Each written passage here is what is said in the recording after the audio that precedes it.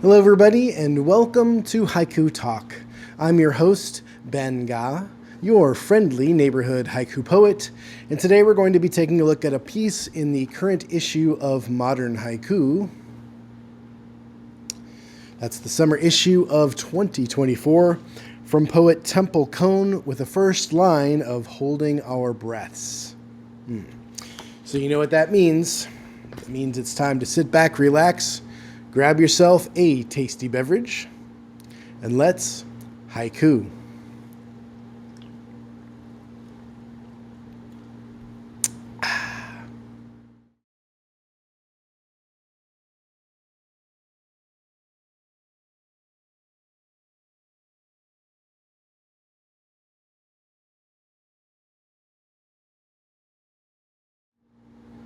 Welcome, everybody. It's good to be back with you again for another episode of Haiku Talk.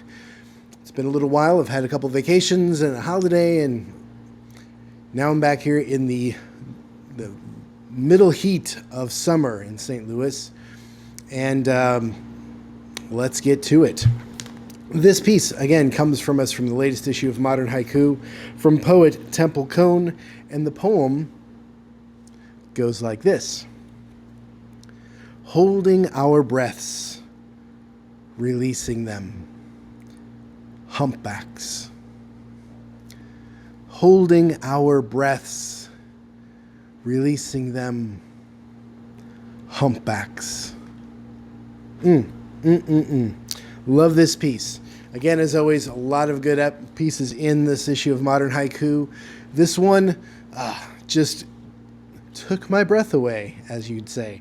If you've ever experienced whale watching and watching humpbacks break through the surface like this poem captures it perfectly, absolutely perfectly. And if you have never experienced this, that's the beauty of reading a poem like this, is that it can take you into the moment and give you a visceral experience of something that you haven't met or experienced in your real life, but gives you a glimpse of what this might be like. It's wonderful. Now, this does follow, as we say, the fragment and phrase format that we've seen so many times on this channel, with the first two lines being the phrase this time, which is holding our breaths, releasing them, and the fragment being the third line of humpbacks. Now let's take a look at how this poem works now that we've gone through the kind of breakdown of the structure. So if we look at line 1, holding our breaths, holding our breaths. This piece builds wonderful tension in that first line. As I say often, the first line's got to be something that grabs the reader's attention, piques your senses, puts you in some place specific, or just holds you in. And this one, I mean, it's dramatic as all get out. Holding our breaths. Wow. Why are we holding our breaths? You know, you can't help but go to line 2 to learn more about what's going on here in this moment. And a haiku is just that. It is a moment that has been captured by the poet, and it's a moment that will unfold for you in real time. It's a moment that takes place in the present tense, and it's a moment that, in that regard, is always unfolding in the eternal now. It's always present. It's always happening every time you meet it. So when you start to read the poem and getting to the end of it, you are experiencing a moment take place. And that's a key element of what makes a haiku a haiku. In this case, holding our breaths. Oof, where are we going from here? You go to line 2, which wraps down and becomes a little bit shorter than line 1. And line 2 is releasing them. Releasing them. Wow. So now we've held our breaths and they've been released. So something is happening. Something held it, and it's been, now your breath has been released.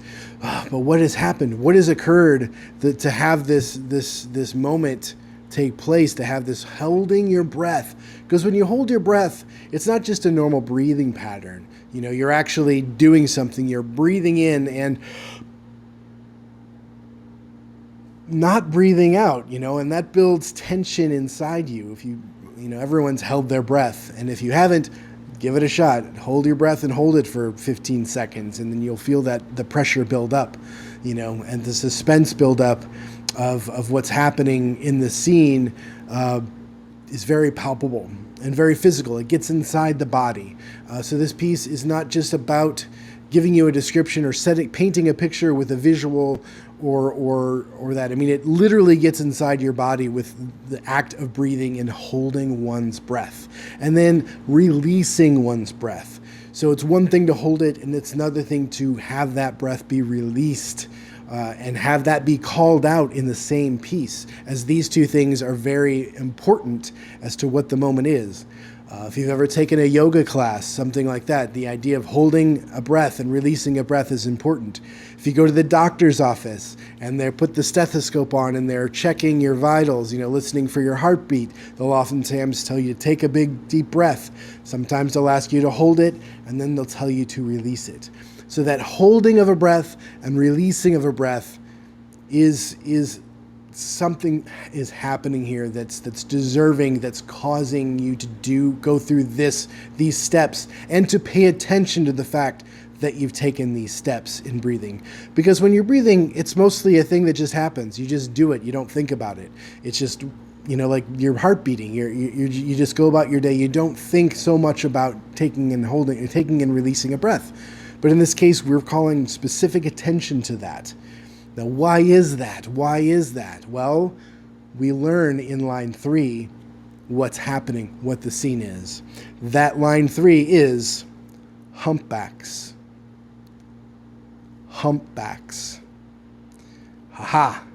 Now we have our aha moment. Now the lines 1 and 2 make sense. We have a context. We know where we are. We know what's happening. Suddenly, we're outside. We're in the ocean. We're at a time of day where you could visibly see humpbacks breathing. So it's going to be in the daytime.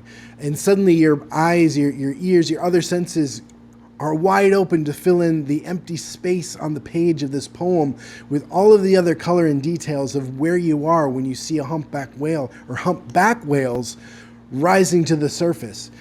Because you only see them when they're at the surface. You don't see them when they're below water. So you're holding your breath. You're waiting for this to happen. The humpbacks rise out of the water. You release your breath, and you know what else is happening? So are the humpbacks. And I love that about this piece, that connection between what's happening within us, the humans, and what's happening within the whales at the same time. We see each other during the same moment of breath and breathing. And that's such a cool little twist and little tie-in and a bit of elegance about this poem in how it not only encompasses the scene, it ties it to our own human's nature of watching this scene unfold, this natural thing unfold, but it ties us directly to the natural moment. It ties us to the whales breaching, them breathing taking a deep breath themselves, releasing air out into the open air and breathing in. So they're kind of doing the opposite. Whereas we held our breath and then released it, they're releasing their breath and then breathing in before they plunge back down. So that interplay is just so elegant and so well written and so intertwined that when you just look at this on the page, like it hit me right away, all these elements that are going on, but it certainly can just hit you as painting the picture of the scene, and you're just engulfed in it. You don't stop and think about how one breathing is intertwined with the other, and it's just an amazing thing. And I like, too, how the poem gets shorter as it goes down, so that the holding our breaths is the big long thing that we humans are doing. We're holding our breath, building tension with the long line. Suddenly we're releasing our breath in the slightly smaller line 2, and then the whales coming, the humpbacks coming to the surface. The whole core of why we're here and what we're doing is the shortest line at the end, and it brings it all home. Very, very well written poem. A very well crafted structure is very well conceived, and it's just a great poem, great example of a very fine haiku. So thank you, Temple Cone, for this wonderful piece. Thank you, Modern Haiku, for another wonderful issue, and thank you all for tuning in for another episode of Haiku Talk. And with that said, I hope you all are doing well, and we'll see you again next time. Peace.